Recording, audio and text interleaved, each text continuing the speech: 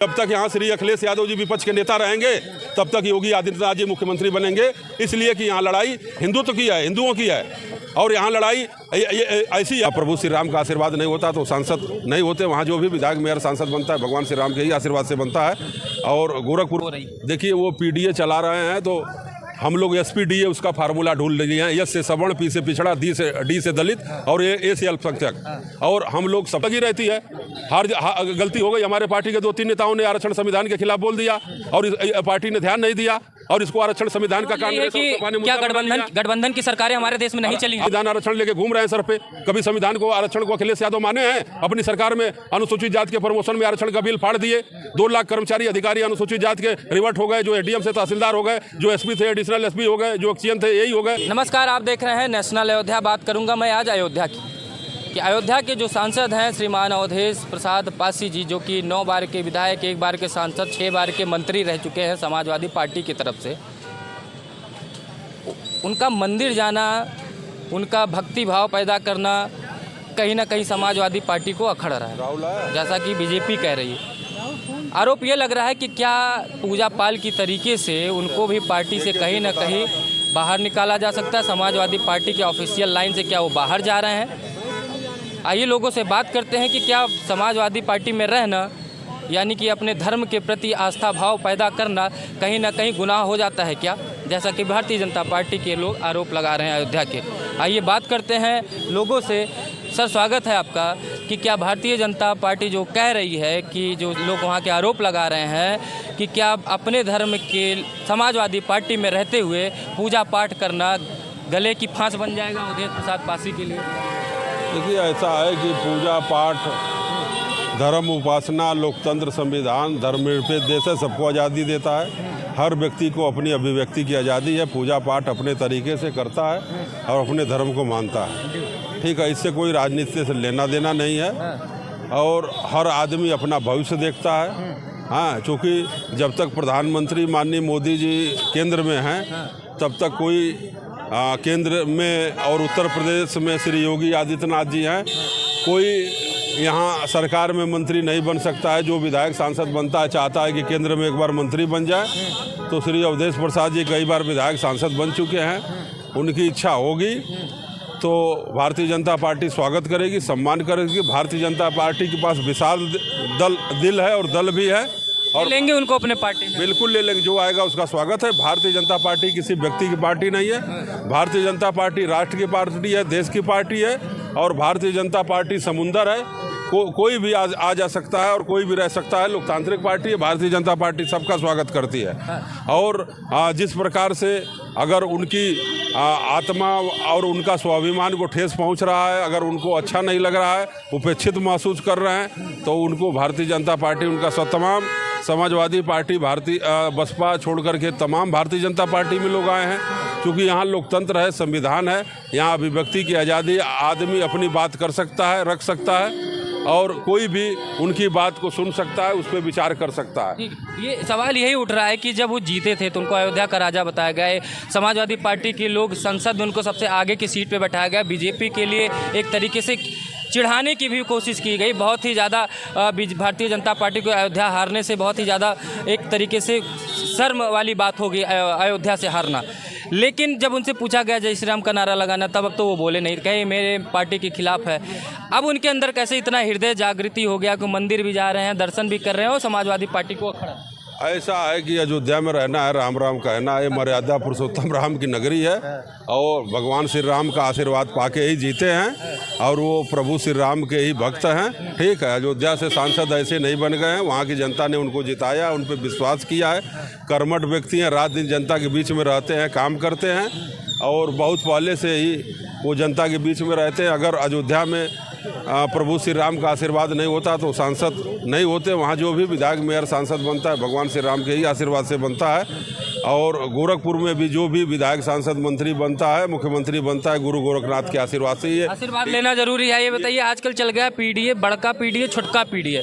मतलब बड़ा वाला पीडीए यादव YM का फार्मूला चल रहा है और छोटे वाले में और तमाम लोग आ जाते हैं। तो लोग यही आरोप लगा रहे हैं कि पूजा पाल छोटे वाले पीडीए से आती हैं, अवधेश पासी छोटे वाले पीडीए से आती हैं, इसलिए कहीं ना कहीं इनके ऊपर शिकंजा कसने की कोशिश हो रही है। देखिए, वो पीडीए चला रहे हैं तो हम लोग SPDA उसका फार्मूला ढूंढ लिए हैं। S से सवर्ण, P से पिछड़ा, D से दलित और A से अल्पसंख्यक। और हम लोग सबका साथ सबका विकास, ये भारत सबका है और भारतीय जनता पार्टी सबकी है, सभी वर्गों का प्रतिनिधित्व करती है और सबको साथ लेकर के चलती है।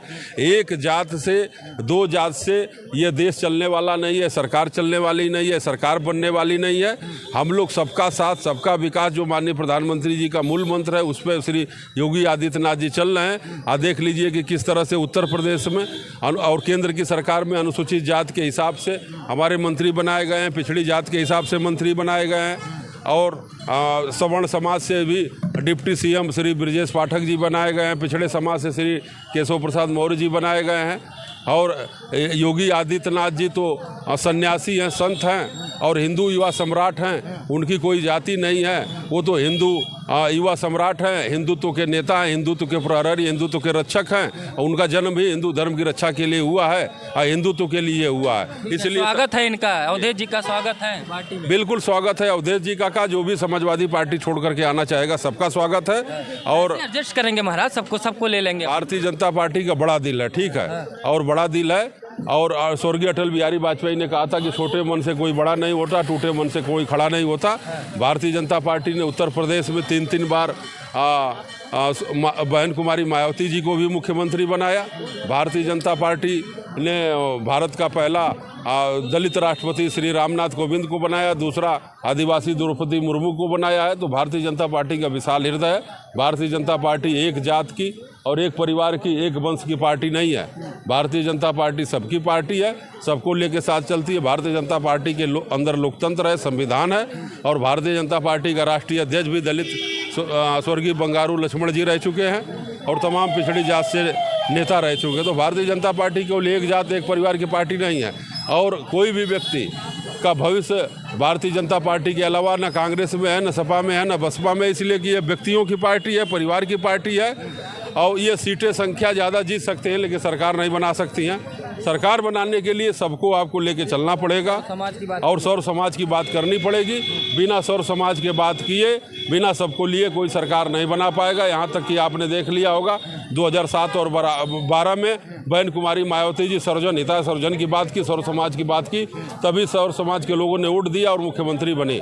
आज वो अलग थलग पड़ गई है, इसलिए कि अकेले अलग बात करती हैं। और भारतीय जनता पार्टी को देख लीजिए, सबका साथ सबका विकास माननीय प्रधानमंत्री जी ने नारा दिया, तो आज भारतीय जनता पार्टी के पूरे आधे से ज़्यादा राज्यों में सरकार बन चुकी है और केंद्र में तीसरी बार सरकार बन चुकी है। और भारतीय जनता पार्टी का काम ज़मीन पे दिख रहा है, कार्यकर्ता ज़मीन पे काम कर रहे हैं। और भारतीय जनता पार्टी 24 में हार गई, हार जीत तो लगी रहती है। गलती हो गई, हमारे पार्टी के 2-3 नेताओं ने आरक्षण संविधान के खिलाफ बोल दिया और इस पार्टी ने ध्यान नहीं दिया और इसको आरक्षण संविधान का कांग्रेस और सपा ने क्या गठबंधन की सरकारें हमारे देश में नहीं चली हैं? कांग्रेस से गठबंधन नहीं होता तो सपा जीत जाती। कांग्रेस ने दलित राष्ट्रीय अध्यक्ष बना दिया मल्लिकार्जुन खड़गे को, हाँ, और सपा ने गठबंधन कर लिया। संविधान आरक्षण लेके घूम रहे हैं सर पे। कभी संविधान को, आरक्षण को अखिलेश यादव माने हैं? अपनी सरकार में अनुसूचित जात के प्रमोशन में आरक्षण का बिल फाड़ दिए। 2 लाख कर्मचारी अधिकारी अनुसूचित जात के रिवर्ट हो गए, जो ADM से तहसीलदार हो गए, जो SP थे एडिशनल SP हो गए, जो एक्सियन थे यही हो गए। अखिलेश यादव ने बाबा साहब के नाम से, कालसी राम के नाम से, भगवान बुद्ध के तमाम महापुरुषों के नाम से जिले बने थे, खत्म कर दिया।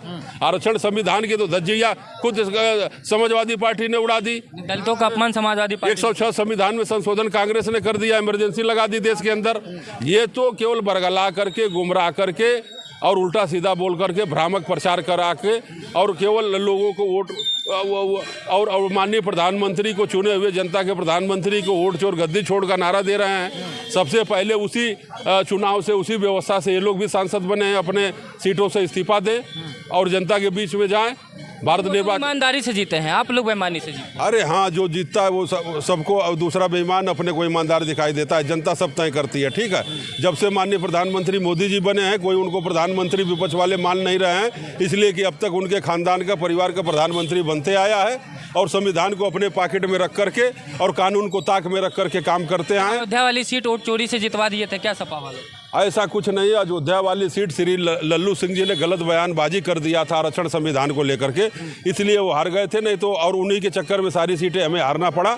अगर भारतीय जनता पार्टी उसी समय डिसीजन ले लेती और उनका टिकट काट देती, चाहे पार्टी से निकाल देती, चाहे कहती उनका निजी बयान है, इससे पार्टी से कोई लेना देना नहीं है, तो इस तरह की हार नहीं होती। लेकिन उसी को विपक्ष ने मुद्दा बना दिया। हाँ, खंडन न करना मुसीबत बन गई। और कुछ लोगों ने गलत नारा दे दिया 400 पार, तो संविधान बदल देंगे, आरक्षण बदल देंगे। अब भारतीय जनता पार्टी के नेता उसको समझा नहीं पाए, समझ नहीं पाए और गलतफहमी का शिकार हो गए।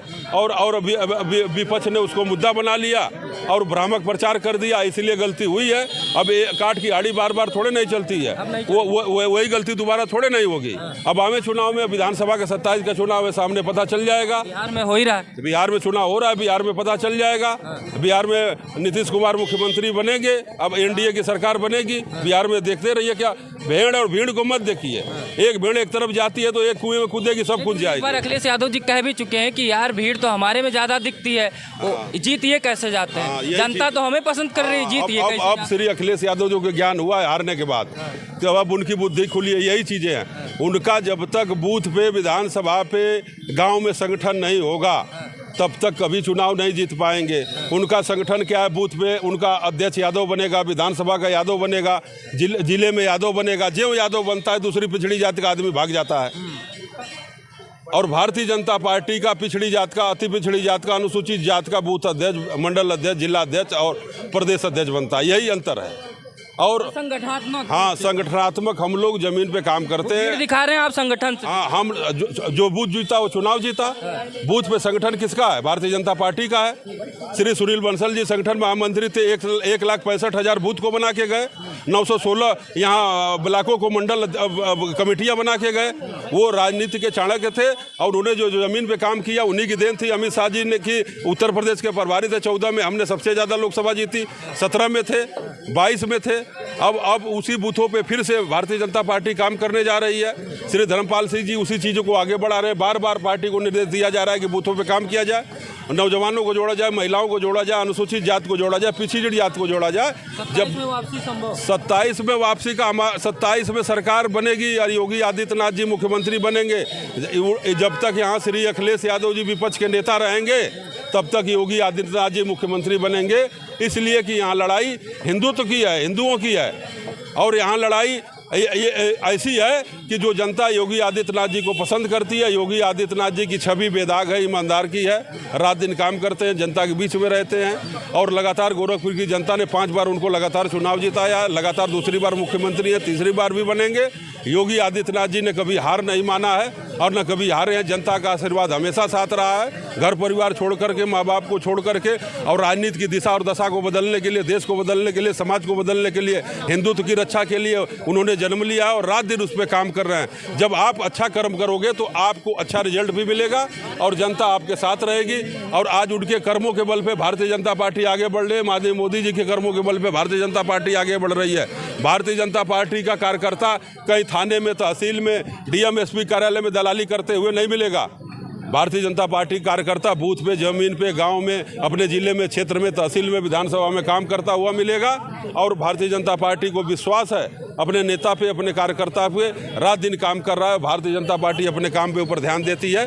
बकबकाने से, चिल्लाने से कुछ नहीं होगा।